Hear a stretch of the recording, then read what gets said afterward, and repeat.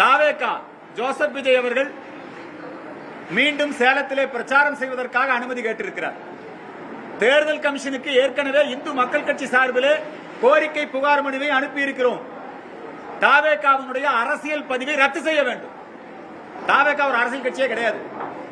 தேர்தல் கமிஷன் விதிமுறைகளின்படி, தேர்தல் ஆணைய விதிமுறைகளின்படி தாவேகா ஒரு நிகழ்ச்சி கூட நடத்தல. 18 வயது பூர்த்தியானவங்களுக்கு தான் கட்சி. ஆனா தாவேகா கூட்டத்தில் என்ன 18 கை குழந்தைகள் எல்லாம் எடுத்துட்டு வர்றாங்க.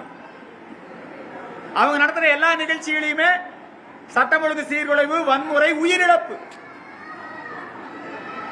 40 பேர் செத்து போயிட்டான். எஃப்ஐஆர் போட்டிருக்கிறாங்க ஆளுங்கட்சி. ஆனா அவங்களை கைது செய்யல, நடவடிக்கை எடுக்கல. யார் தான் கொண்டா? 40 பேர். அந்த மரணத்துக்கு நீதி என்ன? இந்த குற்றத்துக்கு காரணம் யாரு? வெக்கமா இல்லையா? சிபிஐக்கு வெக்கமா இல்லையான்னு கேக்குறேன் நான். ஏன் நடவடிக்கை எடுக்கல?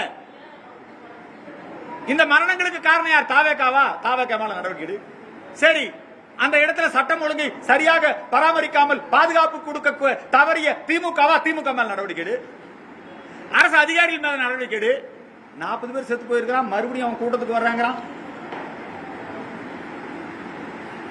நீதிமன்றம் இதை வேடிக்கை பார்க்க கூடாது. நீதிமன்றம் நடவடிக்கை எடுக்க வேண்டும். அரசியல் காரணங்களுக்காக பயந்து கொண்டு மறுபடியும் அவங்களோட கூட்டணி சேர்ந்துடலாமா, அவரை கைது பண்ணா மக்கள்கிட்ட அணுதா, இதை பார்க்காதப்பா. 40 பேர் செத்து போயிருக்கிறான். எஃப்ஐஆர் போட்டிருக்கிற. எஃப்ஐஆர்ல யார் யார் பேர் இருக்கு, அவங்க மேல என்ன நடவடிக்கை எடுத்திருக்கிற? சிபிஐ எஃப்ஐஆர்லயும் அதே பேர் இருக்குது. இத்தனை நாளாகவும் யாரையும் கைது பண்ணல. இதுக்கு மத்தியில் அவங்க இன்னொரு நிகழ்ச்சி நடத்துக்கு அனுமதி கேட்கிறாங்க.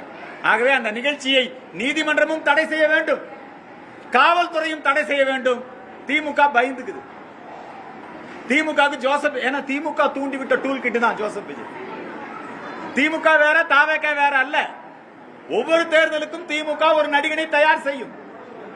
கடந்த தேர்தலே மக்கள் நீதி மையத்தை தயார் செய்தது கமலஹாசனை வைத்திருந்தது. இப்ப கமலஹாசன் என்னங்கிறாரு, நான் ரிமோட்டை ஏன் உடைச்சேன்னா வேற எவனாவது தூக்கிட்டு போயிருவானு உடைச்சாக்க. நீ கையில் இருக்க டார்ச் லைட்ல கலைஞர் டிவி உடைச்சு போட்டு இப்ப என்னங்கிறா, ரிமோட்டை உடைச்சிட்டாங்கிறாரு. அந்த ரிமோட்டை யார் யார் தூக்கிட்டு போனா? ஜோசப் விஜய் தூக்கிட்டு போயிட்டாரா? அதே கமலஹாசன் தான் இப்ப ஜோசப் விஜய். என்னெல்லாம் திமுக சொல்லுதோ அதையெல்லாம் இவங்க 2 பேர்த்தோட நோக்கம் என்ன? பிஜேபி பக்கம், ஏடிஎம்கே பக்கம் ஓட்டு போயிடக்கூடாது.